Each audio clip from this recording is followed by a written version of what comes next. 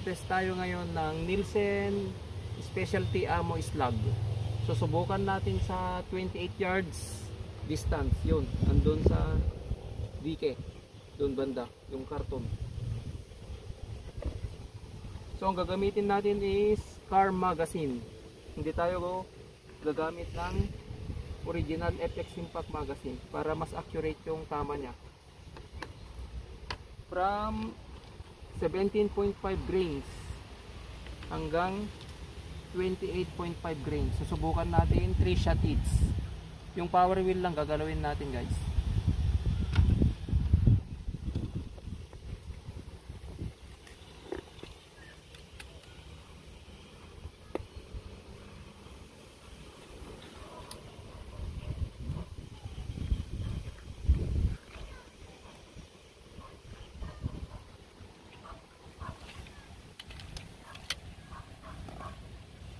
So ito, gagamitin natin 17.5 grains.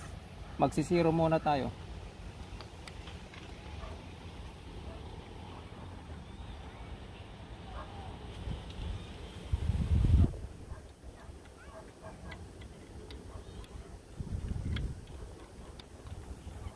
Power wheel, start tayo sa number 3. Sa number 3 kasi slug yung gamit natin. Masyadong mababa pag power wheel number 1. So okay, first shot.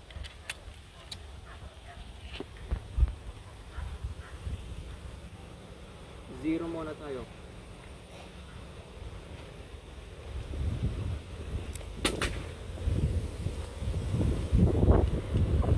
First shot.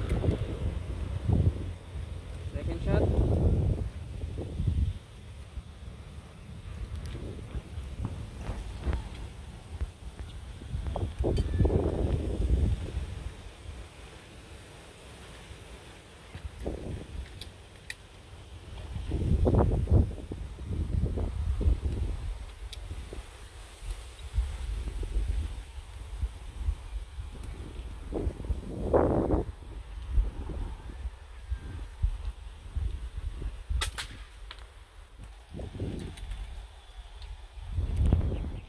Okay, subukan ulit natin.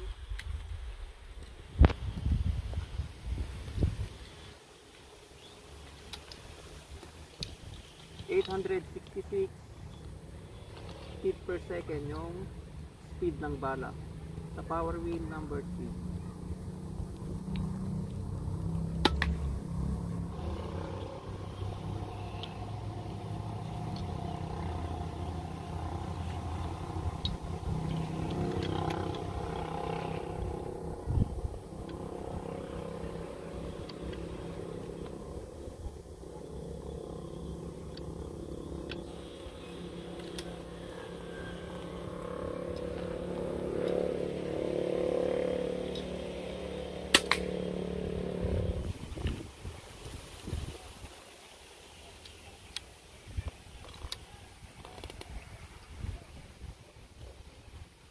After ng shot na ito, kailangan gagamit na tayo ng rotary magazine para mabilis.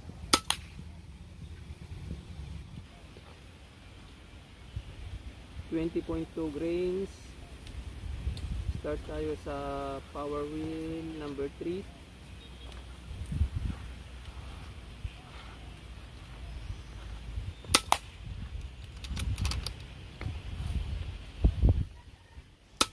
So ito na ngayon, naka-rotary magazine na tayo, FX.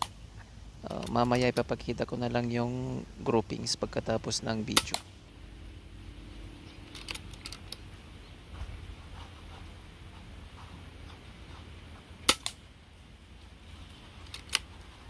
Okay, so susunod 23.3 grains.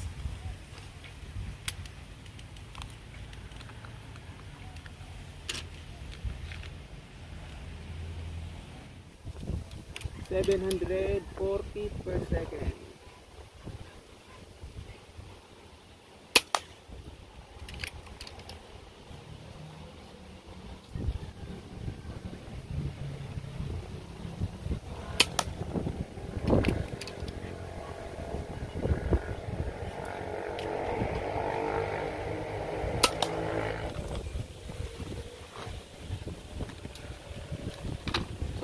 guys, malalaki, 27.5 grains NSA slug.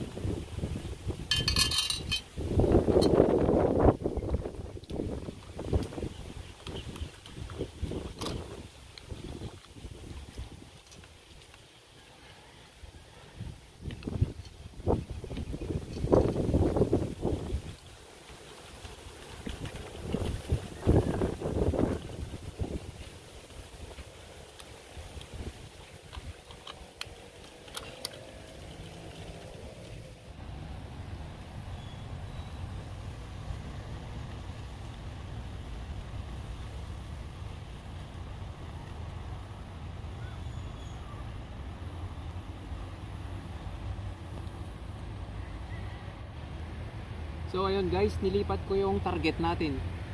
Mamaya makikita nyo kung bakit nilagay ko doon sa, tinali ko doon sa steel bar. So tutuloy natin, 28.5 grains sa power wheel number 3 pa rin tayo. So ayan guys, at this time fast forward tayo. Yan, kung papansin nyo yung mga damo, left and right yung movement, kaya yung slug natin is medyo hindi maganda yung tama. Pero mamaya makikita nyo yung groupings nya. So ang napansin ko dito is pag mabigat yung bala, bumababa yung feet per second nya dahil sa gravity. So kailangan natin ng mas mataas na reg pressure. So adjust natin yung regulated pressure from 120 to 130 bar. So at this time na-adjust ko na, hindi ko na pinakita yung kung paano i-adjust yung regulator. So ayan, nag-reload ulit tayo. 17.5 grains, power wheel number 5.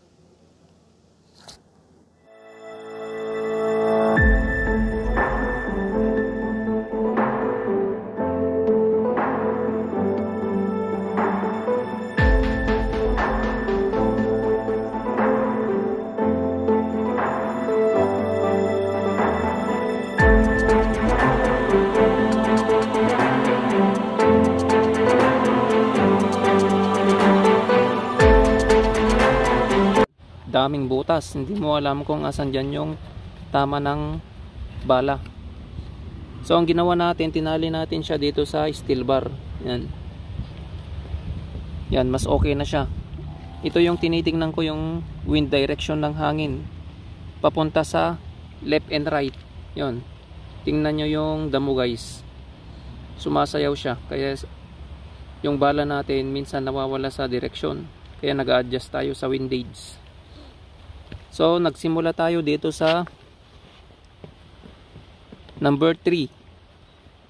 Number 3 yan, power wheel number 3, 17.5 grains,